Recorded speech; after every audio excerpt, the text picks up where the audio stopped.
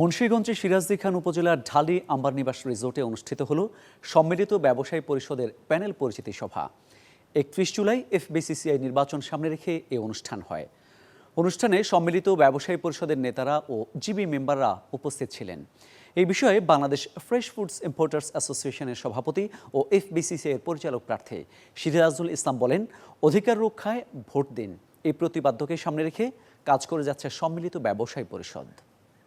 ব্যবসায়ীদের যে কোনো সমস্যা নিয়ে আমাদের কাছে আমাদের সম্মিলিত পরিষদের যারা আমরা নির্বাচিত যদি হই তাহলে আমরা কিন্তু এগুলো নিয়ে কাজ করব এবং ব্যবসায়ীদের সমস্যাগুলো আমরা তড়িৎ গতিতে এগুলো সমাধান করার চেষ্টা করব। টিভি মেম্বার ভাইদের কাছে আমাদের অনুরোধ থাকবে, আপনারা পূর্ণ প্যানেলকে আপনারা নির্বাচিত করুন এবং ইনশাল্লাহ এই ভোটের অধিকার আমরা যেন সবসময় চলমান রাখতে পারি এবং ভোট যেন প্রতি 2 বছর অন্তর অন্তর নির্বাচন হয় সেই ব্যাপারটা আপনারা ভোট দিতে পারেন, সেটা আমরা রক্ষা করব।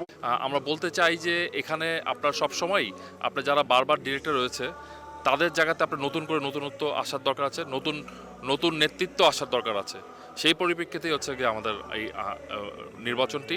তো আমরা বিশ্বাস করি যে আগামী দিনে নতুন নেতৃত্ব উঠে আসতে হবে, তাহলেই আপনার আগামী দিনে আপনার ব্যবসায়ীদের ভ্যাট ট্যাক্স বলেন অথবা অন্যান্য যে কোনো সমস্যার কথাই বলেন, ক্ষুদ্র মাঝারি ব্যবসায়ী যারা আছে তাদের আপনার কথা বলার জায়গা সৃষ্টি হবে।